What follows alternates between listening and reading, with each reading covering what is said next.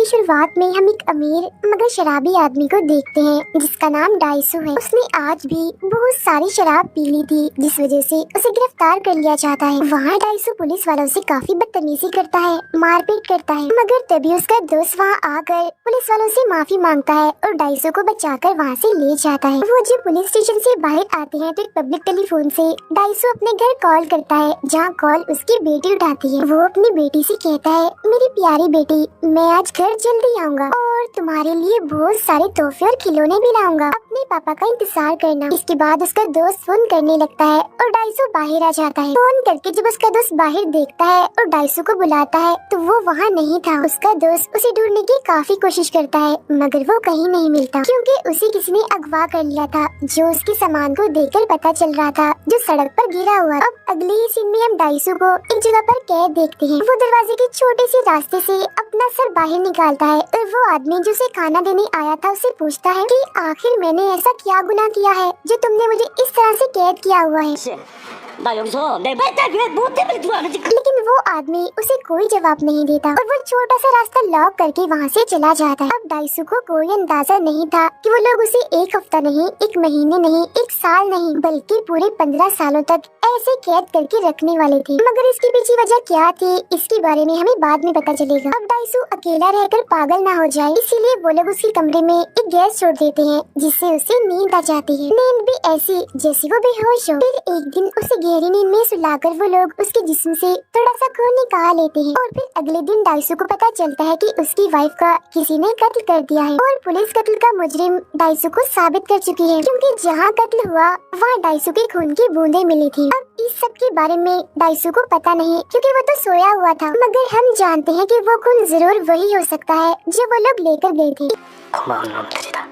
ये जानकर डाइसू काफी टूट जाता है और दुखी भी हो गया था, इसीलिए अपनी बाजू काट कर अपनी जान लेने की कोशिश करता है। लेकिन जिन लोगों ने उसे कैद किया हुआ था वो दोबारा से उसका इलाज करके बिल्कुल ठीक कर देते हैं, लेकिन वो फिर भी बाज नहीं आता। एक बार नहीं बल्कि कई बार अपनी जान लेने की कोशिश करता है, जहाँ वो लोग भी बार बार उसका इलाज करके मरने से उसे बचा लेते हैं। ऐसा लग रहा था कि किसी वजह से वो ये नहीं चाह रहे कि डाइसू मरे, वो उसे जिंदा रखना चाहते थे। अब डाइसू को एक आइडिया आता है। खाने के लिए उसे जो स्टिक्स मिली थी उनकी मदद से वो दीवार को खोदने लगता है। ऐसा वो अपना वक्त गुजारने के लिए करता है। फिर ऐसे करते करते 15 साल गुजर जाते हैं। वो एक ईंट को हटाने में भी कामयाब हो गया था, जहाँ से वो पूरे शहर को देख पा रहा था। वो इस वजह से भी काफी खुश था कि 15 साल का ये अजाब वक्त भी खत्म हो गया है। उसका अब बस एक ही मकसद था, बाहर जाकर उस इंसान को ढूंढना जिसने उसे यहाँ कैद करके उसके 15 साल जहन्नुम जैसे बना दिए। वो आज रात सो जाता है इस उम्मीद में कि कल मैं यहाँ से निकल जाऊंगा, मगर सुबह उठकर जब उसकी आँख खुलती है 따봅니다.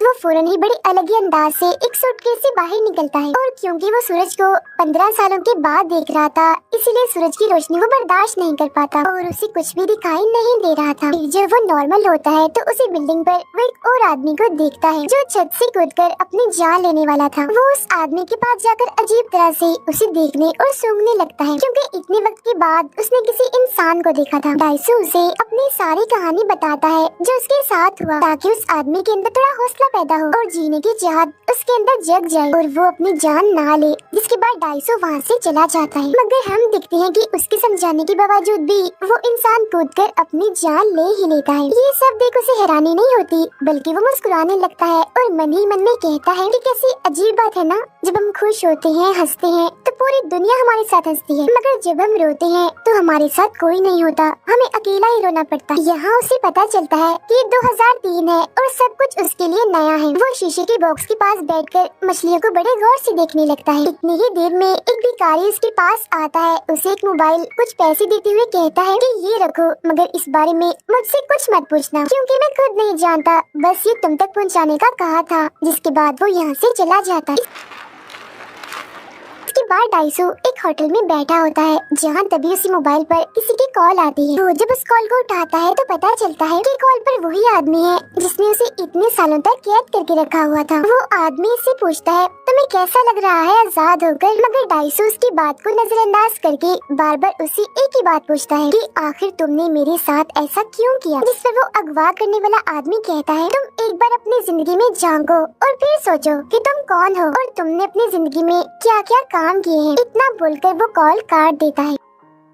डाइसू काफी थक गया था तो वो बेहोश हो जाता है। फिर जब उसकी आंखें खुलती हैं तो वो अपने सामने एक कम उम्र लड़की को पाता है जिसका नाम मीडू है। वो इसी होटल में जॉब करती है। वो डाइसू की लिखी सारी डायरीज पढ़ने लगती है, जो बात डाइसू को बिल्कुल भी अच्छी नहीं लगती। वो फौरन उससे अपनी सारी डायरीज ले लेता है। फिर अगली सुबह वो अपनी खोई हुई बेटी को ढूंढने जाता है। उसे पता चलता है कि किसी ने उसकी बेटी को गोद ले लिया है और अब वो इस मुल्क में नहीं रहती। यहाँ डाइसू को उसकी वाइफ की याद भी आती है जिसकी कत्ल का इल्जाम उसी के सर पर है। वो फिर ये फैसला करता है कि मैं अपनी वाइफ की कब्र पर तब तक नहीं जाऊंगा जब तक मैं उसके कातिल को ढूंढ न लूं। फिर अब डाइसू अलग अलग होटल्स में जाता है क्योंकि उसे कहीं का भी जायका पसंद नहीं आता। वो उस होटल जैसा जायका ढूंढ रहा था जिसका खाना उसने तब खाया था जब वो कैद था। वो उसका जायका आज तक नहीं भूल पा रहा था। कई सारे होटल्स का खाना चखने के बाद वो उस होटल में पहुंच जाता है जिसका खाना उसने 15 सालों तक खाया था। खाना पहुंचाने वाले का पीछा करते हुए वो वहीं पहुंच जाता है जहां उसे कैद किया हुआ था। यहाँ पर और भी बहुत से लोगों को अलग अलग कमरों में कैद किया हुआ था। ये किस्म की जेल थी। डाइसू जेल के मैनेजर को पकड़ लेता है। वो उसके मुंह में कपड़ा ठोस कर उसके पूरे जिस्म पर टेप्स लगाकर बांध लेता है और उससे बस एक ही सवाल वो पूछता है कि तुम्हें ऐसा करने के लिए किसने पैसे दिए थे, जिस पर वो मना कर देता है कि मैं इस बारे में कुछ नहीं जानता। अब डाइसू एक एक करके उसके 15 दांत तोड़ देता है और बड़ी बेरहमी से उन्हें बाहर भी निकाल लेता है। और तो और वो यहाँ पर काम करने वाले लोगों को भी बहुत मारता है, मगर वो लोग काफी ज्यादा थे तो वो खुद भी काफी जख्मी हो गया था। वो फिर अधमरी हालत में खून में लथपथ बाहर आता है और फौरन गिर जाता है, जहाँ तभी एक आदमी उसकी मदद करता है और फौरन उसे गाड़ी में बिठाता है। हैरत ये थी कि वो डाइसू को उसका नाम लेकर बुला रहा था, जिससे डाइसू को उस पर शक हो जाता है, मगर उसमें इतनी हिम्मत नहीं थी कि उसका पीछा करता। डाइसू को जब होश आती है तो वो अपने सामने मीडू को पाता है जिसने उसके सारे जख्मों को सीकर बिल्कुल ठीक कर दिया था। वो अपने साथ कुछ ऑडियो टेप्स भी लाया था जिन्हें एक एक करके वो सुनने लगता है। यहाँ उसे सिर्फ एक ही बात पता चलती है और वो ये कि जिस आदमी ने भी उसे अगवा करके कैद किया था उसे डाइसू से बस एक ही शिकायत थी कि वो बोलता बहुत है और उसकी जुबान बहुत जलती है। इसके बाद वो अपने उसी दोस्त के पास जाता है जिससे 15 साल पहले वो अलग हो गया था, जो उसे पुलिस से आजाद करके लाया था। जैसे वो डाइसू को देखता है उसे गले से लगा लेता है। वो काफी जज्बाती हो गया था इसीलिए रोने लगता है। डाइसू अपने दोस्त के कंप्यूटर में अपनी आईडी लगाता है जिसे चेक करने पर उसे पता चलता है कि उसके ऊपर जो केस चल रहा है अपनी वाइफ के कत्ल का, वो कल पूरी तरह से खत्म हो जाएगा, जिसका मतलब था कि डाइसू अब पूरी तरह से आजाद होने वाला है। उसका दोस्त उससे कहता है तुम्हें अपनों में से ही किसी को या जो तुम्हारे आसपास है उनमें से ही किसी को ढूंढना चाहिए, क्योंकि इन्हीं में से कोई एक है जो तुम्हारे साथ ही सब कर रहा है। ये सुन डाइसू को उसी लड़की मीडू पर शक होता है क्योंकि उसने बगैर किसी वजह से डाइसू की मदद की थी। वो मीडू को पकड़कर उसे बांध देता है और काफी मारकर उसे पूछताछ करने लगता है, मगर तभी उसके पास उसके दोस्त की कॉल आती है जो बताता है कि मैंने उस अगवा करने वाले की आईडी को चेक करके ये पता लगवा लिया है कि वो कहाँ रहता है, मतलब जो उसका ठिकाना है। अब यहाँ हैरत ये थी कि वो पता कहीं और का नहीं बल्कि डाइसू के सामने वाली बिल्डिंग का था। वो फौरन उस बिल्डिंग में जाता है जहाँ उसे वही आदमी मिलता है जिसने जख्मी हालत में उसकी मदद की थी, जो उसे उसका नाम लेकर बुला रहा था। यहाँ हमें इस आदमी का नाम पता चलता है, इसका नाम वोजिन होता है। वो डाइसू को देखकर मजाकिया उस पर हंसने लगता है, जो देखकर डाइसू को गुस्सा आ गया था और वो फौरन आकर उसे गले से पकड़ लेता है, जिस पर वो डाइसू से कहता है अगर तुम चाहो तो मुझे मार सकते हो। वो फिर उसे अपना सीना दिखाता है जिस पर टांगों के निशान थे और कहता है कि मेरे अंदर एक चिप डिवाइस है और ये देखो रिमोट भी है, अगर मैं चाहूँ तो रिमोट दबाकर भी खुद को मार सकता हूँ। तो मौत से मरने से तो मुझे डर नहीं लगता। और हाँ, अब तुम जान ही गई हो कि मैंने तुम्हें वहाँ कैद किया था, तो अब ध्यान से मेरी बात सुन लो। तुम्हारे पास मजीद 5 दिन है। अगर तुमने पता लगवा लिया कि मैंने तुम्हें 15 सालों तक कैद क्यों रखा था तो मैं खुद को मार लूंगा, लेकिन अगर तुम पता ना लगवा सके तो मैं मीडू को मार दूंगा। यानी उस लड़की को इतना कहकर वो यहाँ से चला जाता है। डाइसू भी अब उसे कुछ नहीं कहता और जाने देता है, क्योंकि वो भी जानना चाहता था कि आखिर मैंने ऐसा क्या किया जो मुझे इतनी बड़ी सजा मिली। अब जब डाइसू मीडू के पास आता है तो देखता है कि जेल के मैनेजर और उसके लोगों ने मीडू को पकड़ा हुआ है और उसे बंदी बनाया हुआ है। वो अब डाइसू को भी पकड़ लेता है। उसके दांतों को भी बिल्कुल वैसे ही तोड़ना चाहता था जैसा उसके साथ डाइसू ने किया था। मगर तब इतनी ही देर में दरवाजे पर वो जिनका आदमी आता है जो मैनेजर को बहुत सारे पैसे देकर डाइसू को छोड़ने का कहता है, जिस पर मैनेजर मान भी जाता है और पैसे लेकर वो डाइसू और मेडू दोनों को ही छोड़कर वहाँ से चले जाते हैं। जाते वक्त डाइसू मैनेजर से कहता है कि मैं तुम्हारे हाथ काट दूंगा जिससे तुमने मेडू को छुआ है। अब मेडू अपनी नौकरी छोड़ देती है और वो दोनों इस जगह को छोड़कर कहीं दूर चले जाते हैं। दोनों की एक दूसरे से दोस्ती हो चुकी थी, वो काफी करीब भी आ चुकी थी। मगर अगली सुबह जब वो सोकर उठते हैं तो अपने सामने एक बॉक्स देखते हैं जिसके अंदर मैनेजर का कटा हुआ हाथ था। ये देख डाइसू समझ जाता है कि ये काम जरूर वोजिन का है। वो सोचता है कि मैनेजर का हाथ तो मैंने काटना था मगर वो तो वोजिन ने काट दिया। आखिर उसे ये हाथ काटने वाली बात कैसे पता चली? उसे यहाँ पर शक हो जाता है कि जरूर किसी तरह वोजिन ने हम पर नजर रखी हुई है। इसीलिए वो बिजली की एक दुकान पर जाता है और अपने कपड़े जूते सारी चीजें चेक करवाता है। तब उसे पता चलता है कि उसके जूते में एक चिप लगी हुई थी जिसकी मदद से वोजिन उनकी सारी बातें सुन रहा था और उन पर नजर रखी हुई। डाइसू जब रिसर्च करता है तो उसे एक स्कूल के बारे में पता चलता है। ये वही स्कूल था जिसमें वो पढ़ता था। वो स्कूल में जाकर छानबीन करने लगता है जहाँ उसे एक लड़की के बारे में पता चलता है मगर उसकी तस्वीरें वहाँ से हटा दी गई थी। तब डाइसू अपने दोस्त को कॉल करके पूछता है, क्या तुम इस लड़की के बारे में जानते हो? जिस पर उसका दोस्त कहता है कि हाँ, ये तुम्हारी क्लास में तो पढ़ा करती थी। मगर एक दिन उसने नदी में कूदकर अपनी जान ले ली और ये लड़की पूरे स्कूल में बदनाम थी क्योंकि लोगों का कहना था कि वो अच्छी लड़की नहीं है, उसने गलत ताल्लुक बनाए हुए हैं। अब यहाँ साइड में ही अपने सिस्टम पर वो जिन भी बैठा हुआ था उस लड़की के बारे में ये सारी बातें सुनकर उसे बहुत बुरा लगता है। इसीलिए वो डाइसू के दोस्त के पास जाकर उसे इतना पीटता है कि जान से ही मार डालता है। जिसके बाद वो उसे कहता है, तुमने उसके बारे में बहुत गलत बकवास की है, वो कोई ऐसी वैसी लड़की नहीं थी, समझ गए ना? जिसके बाद वो यहाँ से चला जाता है। डाइसू को जब अपने दोस्त की मौत का पता चलता है तो उसे बहुत दुख होता है। उसे लगता है कि वो मेरा दोस्त था इसीलिए उसकी मौत हुई और अब कहीं मेडू की भी ना हो जाए, इसीलिए वो उसे मैनेजर के पास छोड़ देता है क्योंकि अब उन दोनों की दोस्ती हो गई थी और सच्चाई का पता लगवाने के लिए अकेला ही वो निकल जाता है। जहाँ अब धीरे धीरे उसे याद आता है कि जब उसने स्कूल छोड़ा था तो वो लड़की जिसने अपनी जान ली और उसका भाई एक दूसरे के काफी करीब आ गए थे, जिन दोनों को डाइसू ने देख लिया था। और अब यहाँ पर ये राज खुलता है कि उस लड़की का भाई और कोई नहीं बल्कि वोजिन था, यानी वही जिसने डाइसू को इतने सालों से कैद रखा। अब डाइसू ने स्कूल तो छोड़ना ही था, इसीलिए वो ये सारी बातें अपने दोस्त को बता देता है मगर वो उससे ये कहता है कि ये बात राज रहनी चाहिए, किसी को भी मत बताना। और बस यही उसकी जिंदगी की सबसे बड़ी गलती थी कि उसने अपने दोस्त पर भरोसा करके ये बात उसे बता दी, क्योंकि उसने ये बात राज नहीं रखी बल्कि पूरे स्कूल में ही फैला दी, जिससे उस लड़की ने अपनी जान ले ली और इसी चीज का बदला वोजिन डाइसू से ले रहा था। अब आखिरकार डाइसू को पता चल ही गया था कि क्यों आखिर इतने सालों से वोजिन ने उसे कैद करके रखा था और आज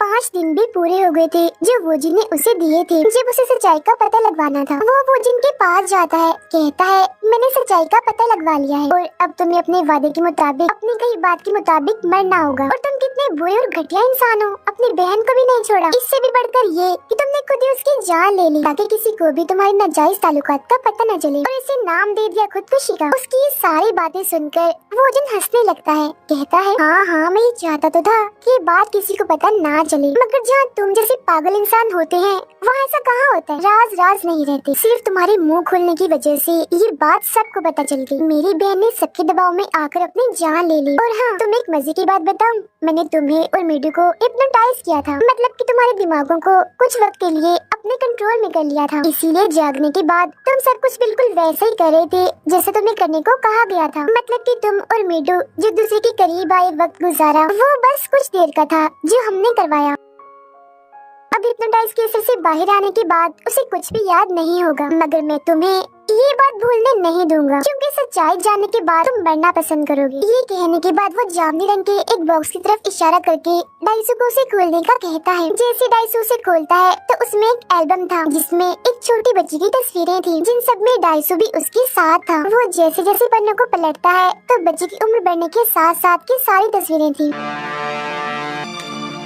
और सबसे आखिरी तस्वीर थी मेडू की। जी हाँ, बिल्कुल मेडू की। इसका मतलब ये था कि मीडू और कोई नहीं बल्कि डाइसू का अपना ही खून है। वो उसकी बेटी ही है जिसे अब वो प्यार करता है और उसके करीब भी आ चुका है। ये जानकर उसे पहले तो धक्का लगता है, मगर फिर एक एकदम वो आग बगोला हो जाता है। गुस्से में आकर वो जिन पर हमला कर देता है, मगर वो जिन का गार्ड उसे पकड़ लेता है और काफी बुरी तरह उठा कर वो उसे मारता है। वो उसे इतना मारता है कि अधमरा कर देता है, मगर इससे पहले वो उसे जान से मारता वो जिन अपने ही गार्ड को गोली से उड़ा देता है।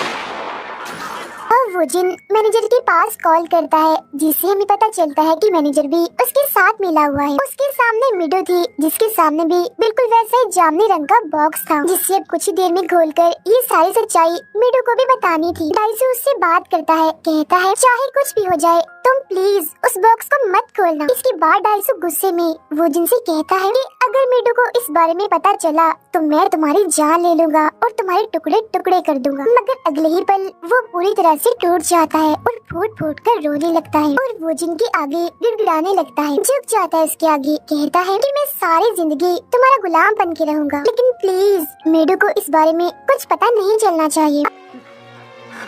अब उसकी ऐसी हालत देखकर वो जिन को उस पर तरस नहीं आता बल्कि वो उस पर हंसने लगता है। डाइसू यहाँ पर समझ जाता है कि मुझे क्या करना है जिससे वो ये राज छुपा लेगा। वो कैंची लेकर अपने ही हाथों से अपनी जुबान काट लेता है, जो बहुत ही दर्दनाक सीन होता है। ऐसा उसने इसलिए किया था क्योंकि उसकी जुबान ही थी जो वो जिन को बिल्कुल भी पसंद नहीं थी, क्योंकि सच में वो उसके कंट्रोल में भी नहीं थी। जिसके फौरन बाद वो जिन मैनेजर के पास कॉल करके उस बॉक्स को खोलने से मना कर देता है। वो उसे ऐसे छोड़ के जाने वाला था, मगर जाते जाते वो कहता है ओहो हो, सब तुम्हारे सामने आ गया है, अब तुम ही शर्मिंदगी में कैसे जियोगे, तुम्हें अब मर जाना चाहिए। ये कहकर वो यहाँ से चला जाता है, मगर तभी उसकी चिप डिवाइस का रिमोट नीचे गिर जाता है। जो देख डाइसू फौरन उसे उठाकर उसका बटन दबा देता है ताकि वो जिन मर जाए, लेकिन वो जिन को इससे कुछ नहीं होता क्योंकि वो बस स्पीकर का एक रिमोट था और अब तक वो डाइसू को पागल बनाता आ रहा था। अब आज यहाँ वो जिन का बदला पूरा हो गया था। वो उस दिन को याद करता है जब उसकी बहन ने अपनी जान ली थी नदी में कूदकर। वो काफी दुखी होकर रोने लगता है और क्योंकि उसके जीने का अब कोई मकसद नहीं था, इसीलिए खुद को गोली मारकर वो अपनी जान ले लेता है। कुछ वक्त के बाद हम डाइसू को देखते हैं जो इसी शर्मिंदगी के साथ जी रहा है और फिर तंग आकर एक दिन वो डॉक्टर के पास जाता है और कहता है कि तुम मेरे दिमाग से उन सब यादों को मिटा दो जिनमें मेरी बेटी का जिक्र है। जिस पर वो डॉक्टर कहती है मैं ऐसा कर तो दूं, मगर जो एक्सपेरिमेंट करके मैं तुम्हारी यादें मिटाऊंगी वो एक्सपेरिमेंट फेल भी हो सकता है। मगर डाइसू फिर भी ये एक्सपेरिमेंट करवाना चाहता है क्योंकि वो इन बुरी यादों से जान छुड़वाना चाहता है। जिसके बाद डॉक्टर उसकी वो यादें मिटा देती है और जब उसकी आंखें खुलती हैं तो वो बिल्कुल अकेला था। मीडू उसकी तलाश करते करते वहाँ आ जाती है और फौरन उसके गले से लग जाती है। डाइसू के चेहरे पर भी मुस्कुराहट आ गई थी, मगर तभी धीरे धीरे वो रोने लगता है, जिसका मतलब साफ था कि उसका एक्सपेरिमेंट फेल हो गया है और डाइसू को अभी भी सब कुछ याद है और हमेशा याद रहेगा, जो उसे तकलीफ देता रहेगा। अब कहानी हमें ये सबक दे रही है कि जितना हो सके उतना ही हमें गलतियों से बचना चाहिए, मगर अगर कोई दूसरा इंसान गलती कर दे तो हमें उसका राज रखना चाहिए, उसकी बात किसी को भी नहीं बतानी चाहिए, हमेशा अपने दिल में दफन कर लेनी चाहिए, क्योंकि अगर जाने अनजाने में हमने उसकी बात किसी को बता दी तो हो सकता है कि उसकी हमें सजा भुगतनी पड़े। जैसा हमने दूसरों के साथ किया हो वैसा हमारे साथ ना हो जाए, जैसा कि डाइसू के साथ हुआ। इसीलिए हमेशा दूसरों की बातों को नजरअंदाज करना सीखें और अपनी जुबान पर जितना हो सके काबू रखें। और इसी मैसेज के साथ ही ये कहानी इधर ही खत्म हो जाती है।